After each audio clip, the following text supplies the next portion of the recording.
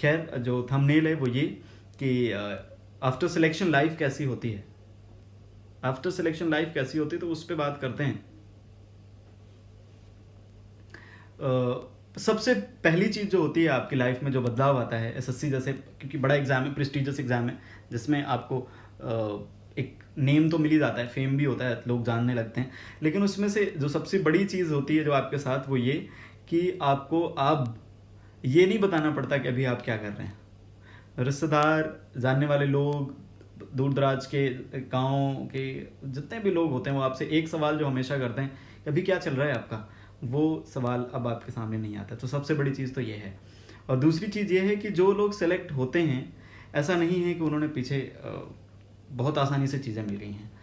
आप यदि ओवरनाइट चीज़ें चाहते हैं, जैसे आज आपको क्या लग रहा है कि यूपीएससी में सेलेक्ट हुए तो बहुत सारे लोग आईएएस बनने की तैयारी शुरू कर देंगे।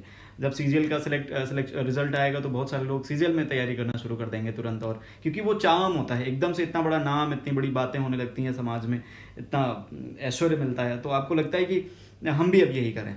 थोड़ी देर का वो जो जोश होता है, अब ऐसे में क्या है, आपके सामने एकदम से जोश आता है कि आपको तुरंत ये सब चीज़ें कर लेनी चाहिए और तुरंत मिल जाएगा, ऐसा नहीं होता है।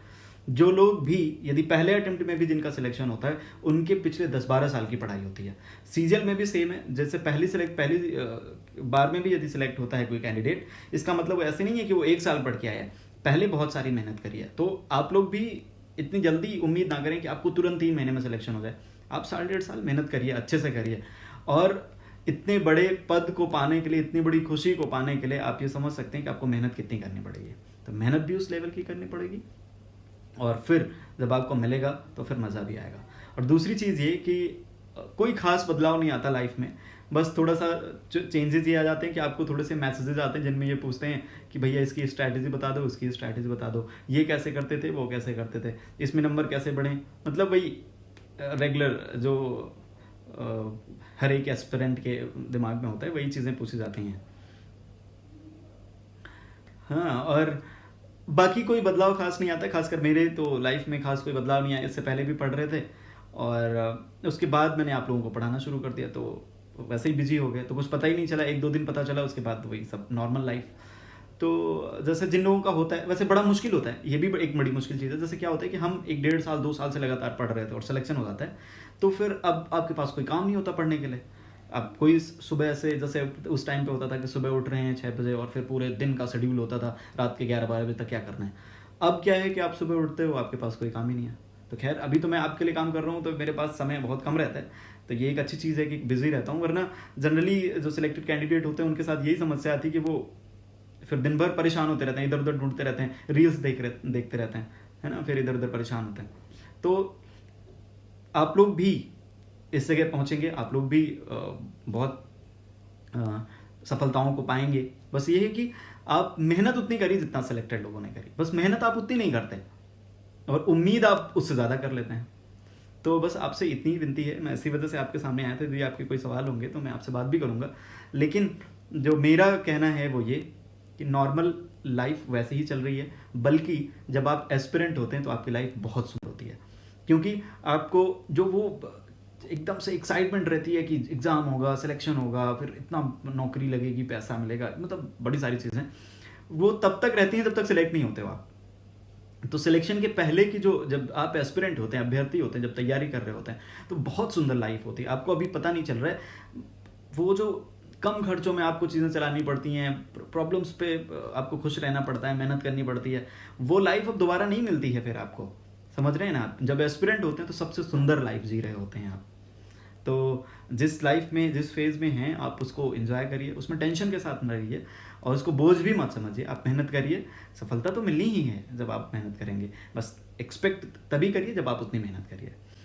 और बाकी लाइफ है, बदलाव आते हैं, आने भी चाहिए और अच्छे बदलाव हैं, लेकिन ये समझिए कि जिस फेज़ में हैं आप, वो सफ़र बहुत सुंदर है। आप दोस्तों से मिलते हैं, डिस्कस करते हैं, रोज़ स्ट्रेटजी बनाते हैं कुछ अच्छा करने के लिए कि कैसे इंप्रूवमेंट करें, कैसे ना करें, तो वो जो रोज़ आपाधापी में जीते हैं वो बहुत अच्छी होती है। फिर आप सेलेक्ट होते हैं तो आपके पास नई जिम्मेदारियाँ होती हैं। खैर, बदलाव तो आता ही है, अच्छा होता है। लेकिन अब आप लोगों के साथ बस इतना ही साझा करना है कि पहली चीज़ तो ये कि लड़कियाँ कम नहीं हैं, और उनको यदि मौका दिया जाएगा, ये समाज उनको उन नज़रों से देखना बंद कर देगा जैसा पहले देखा करता था, तो वो लोग हमसे कहीं आगे हैं मेहनत करने में। एक माँ को आप देखिए कि माँ दिन में इतनी मेहनत करती हैं जितना आपको करना पड़ जाएगा तो शायद आप काम छोड़ देंगे, ठीक है ना। तो वो लोग हम आपसे ज़्यादा मेहनत करते हैं, उनका सम्मान किया जाना चाहिए, और वो इसी वजह से प्रूव भी कर रहे हैं, उनको मौका मिल रहा है तो। और हमें हम आपकी जिम्मेदारी है तो मौका दें भी, और फिर वो तो अपना हक छीन ही लेंगी। देखिए, अभी श्रुति शर्मा को कोई नहीं जान रहा था, लेकिन एकदम से ओवरनाइट एकदम से इतना बड़ा चेंज आया कि पूरा देश आज यूट्यूब पे सबसे ज़्यादा सर्च किया जाने वाला कोई नाम होगा तो श्रुति शर्मा होगा, गूगल पे सबसे ज़्यादा सर्च किया जाने वाला नाम होगा तो श्रुति शर्मा होगा, ठीक है। आप लोगों को बस मेरी तरफ से बहुत गुड विशेज़ हैं कि आप लोग बहुत अच्छे से मेहनत करें, सफल हों, और सपने बड़े रखें और उनको अचीव भी करें, और जहाँ पे हैं उसमें खुश भी रहें, छोटी छोटी खुशियों में खुश भी रहें, लेकिन सपने बड़े रखें, मेहनत खूब करें, समय बर्बाद ना करें, इधर उधर की चीज़ों में बिल्कुल भी समय बर्बाद ना करें। आप ये समझिए कि आप इधर उधर समय बर्बाद कर रहे हैं तो आप इधर उधर के लायक ही रह जाएंगे, ठीक है ना। जो भी आप डिसाइड करते हैं, जो एम सेट करते हैं, उसके लिए इतनी मेहनत करिए कि वो मिल जाए आपको, ठीक है ना। जब आप तैयारी करते हैं, जब आप प्रिपरेशन मोड में होते हैं, तो आपको किसी और चीज़ के लिए समय मिलना ही नहीं चाहिए। ना तो आप सोशल मीडिया यूज़ करिए ज़्यादा, ना तो फ़ोन यूज़ करिए। आप बिल्कुल अपने आप को एकांत में रखिए और खुद को समय दीजिए, खुद को समझिए और मेहनत करके आगे निकलिए, ठीक है। थैंक यू सो मच इतनी देर सुनने के लिए।